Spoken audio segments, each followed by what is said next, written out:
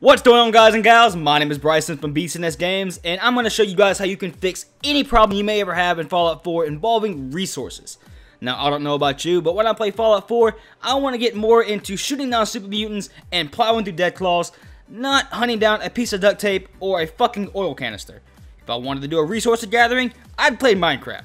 But Bethesda has apparently heard our pleas on this and given us something in the new Automatron DLC called the EyeBot Pod. Now, this is something you can build at your settlements, which actually gathers resources for you, allowing you to stay out in the Commonwealth and continuously being the badass you know you can be.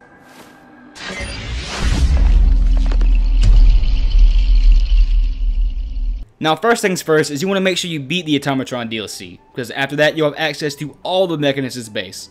And from there you can just look around and see what exactly she's been hoarding the entire time.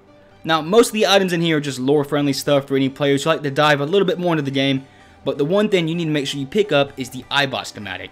Now, this thing isn't really so much a secret, though it is kind of something just placed in the background, so it's easy to overlook. Now, after you picked up the schematic, just head back to your nearest base and you can actually build the EyeBot Pod and try this thing out.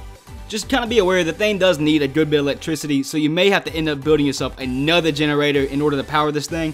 But just slap those two suckers down and go ahead and connect them, and come on, connect it. Come on. There we go.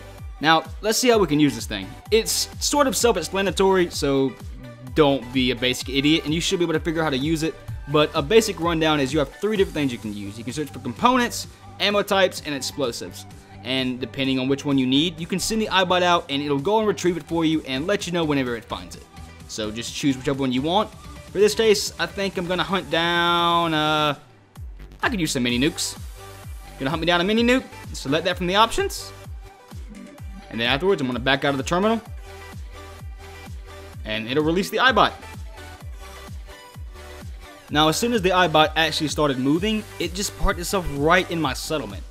At first, I was maybe wondering if it was just scanning the area to see if there were any mini nukes nearby, but not really. I decided to screw with it and actually place a mini nuke next to the bot, hoping it would just pick it up and let me know it was there. But not at all. The dumb sucker just literally just sits there and floats. Wanders 20 feet, sits there and floats. 20 more feet, fucking floats. Moral of the story is, don't waste your time following the bot around.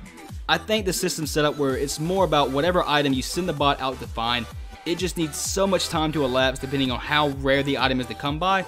So if you send it out for adhesive, it's probably going to find it a lot faster than you send it out for a mini nuke. Either way, just wait for your mission to eventually pop up under your miscellaneous that lets you know the bot has found something.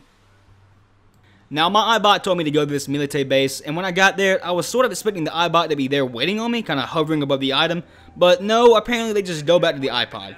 When you do get there though, there may be some enemies if you haven't cleared out the area in a while, or maybe it's something every time you hunt down an item. I'm not quite sure. Either way, wherever you're looking for or whatever item you told it to go out and find will be marked whenever you get close enough to it. In my case, it was a mini nuke, so I was able to pick me up a brand new mini nuke.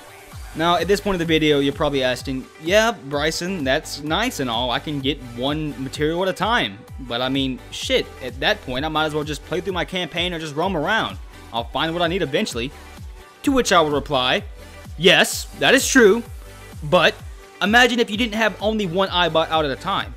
Slap 6 or 7 of these things down, and then from there you can send them all out at once. And obviously, don't send them out hunting for screws or oil, because those things, yes, you will find just roaming around in the wasteland. Send them out towards something that's kind of hard to find, like my mini nukes. If I had 7 of these guys all looking around for a rare ammo type, eventually I'm going to have 7 brand new mini nukes, and I didn't have to do anything for it, which is actually the best thing about these things. You don't have to worry about defeating the robots or any kind of mission to actually send them off. You literally just have to go and pick up the item after they find it. So, send them out, take the 20 seconds to do so, and then continue on in your campaign. Do whatever the hell people do. Play some more Automatron DLC, play through some more side missions, or shit, I don't know, what's popular right now in Fallout 4? Nude mods? Nude mods. Go ahead, yeah, play yourself a nude mod. Go all the way with that bad boy. This is your Fallout 4 campaign. Okay, nobody judge you. Go all the way. What you do behind the keyboard is your business. But I think that's going to wrap it up for this one, guys. I hope this video actually helps you guys, and if you have any other questions or concerns or any ideas about anything you don't know how to do in Fallout 4 or might want to see, go ahead and let us know in that conveniently little comment box right down there below. But until next time, guys and gals, my name is Bryson from BCNS Games, and I'll see you guys and gals in the next video.